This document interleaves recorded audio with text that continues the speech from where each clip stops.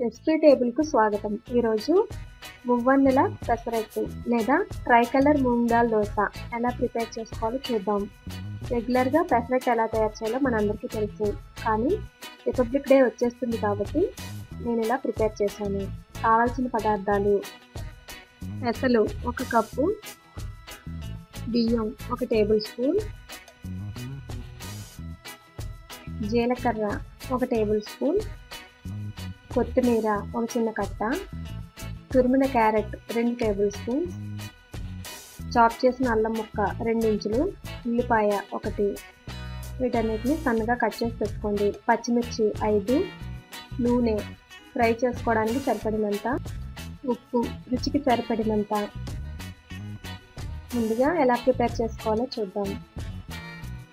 ఒక బౌల్లో పెసలు అలాగే బియ్యం వేసుకుని వాటర్ వేసుకుని ఒక 6 గంటల పాటు నానబెట్టండి. 6 గంటలు నానిన తర్వాత పెసలను గ్రైండర్లో కానీ మిక్సీ జార్లో కానీ వేసుకుని అందులో తగినంత ఉప్పు, పచ్చిమిర్చి వేసి గ్రైండ్ చేసుకోండి.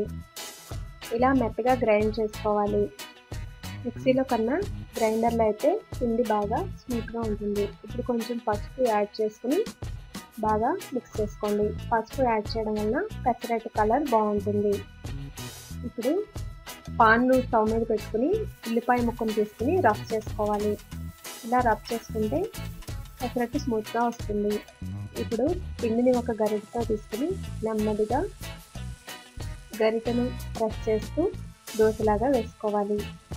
ఇప్పుడు పైన గ్రేట్ చేసుకున్న క్యారెట్ను వేసుకోండి. మన ఇండియన్ ఫ్లాగ్లో ఫస్ట్ ఆరెంజ్ కలర్, తర్వాత వైట్, తర్వాత గ్రీన్ ఉంటుంది కదా, అదేవిధంగా ఆరెంజ్ అంటే క్యారెట్, వైట్ అంటే ఆనియన్స్, నెక్స్ట్ గ్రీన్ అంటే కొత్తిమీరను అడ్జస్ట్ చేసుకోండి. ఇది కొంచెం వెరైటీగా ఉంటుంది కాబట్టి, అలాగే రిపబ్లిక్ డే వస్తుంది కాబట్టి నేను ఇలా ప్రిపేర్ చేశాను. అలాగే క్యారెట్ ఏ విటమిన్ చాలా మంచిది, కొత్తిమీర కూడా చాలా మంచిది. ఇప్పుడు అంచుల వెంబడి ఆయిల్ని వేసుకోండి. తర్వాత అల్లం ముక్కలు అలాగే జీలకర్ర కూడా వేసుకోండి. గరిటెతో సమానంగా ప్రెస్ చేసుకోండి. ఈ దోశను తిప్పకుండా ఇలాగే హైలో పెట్టి బాగా వేగనివ్వండి. ఆయిల్ని అడ్జస్ట్ వెంబడి వేసుకోండి. ఇలా బాగా ఫ్రై అయిన తర్వాత ఒక ప్లేట్లోని తీసి వేడివేడిగా సర్వ్ చేసుకోండి. చూసారు కదా, టేస్టీగా ఉండే Indian flag colour moong dal dosa లేదా ట్రై కలర్ పెసరట్టు లేదా మువ్వన్నెల పెసరట్టు. అదేవిధంగా నార్మల్గా పెసరట్టునైనా వేసుకోవచ్చు. నార్మల్ పెసరట్టులో కొంచెం క్యారెట్ అలాగే ఉల్లిపాయలు, అల్లం ముక్కలు, జీలకర్ర, పచ్చిమిర్చి ఇవన్నీ వేసుకుని పెసరట్టు వేసుకుంటే చాలా మంచిది. పిల్లలు కూడా ఇష్టంగా తింటారు.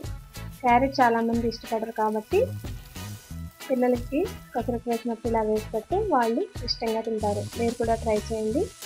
ఈ పెసరట్టుని అయితే తిప్పుకోవచ్చు. ట్రై కలర్ పెసరట్టుని తిప్పడానికి వీల్లేదు.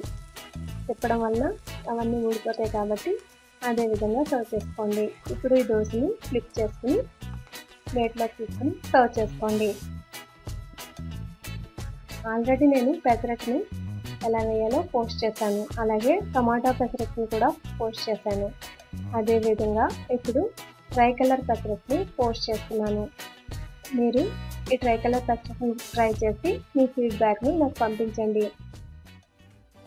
మరిన్ని రుచికరమైన రుచుల కోసం రెసిపీ టేబుల్ను సబ్స్క్రైబ్ కాగలరు. ధన్యవాదములు.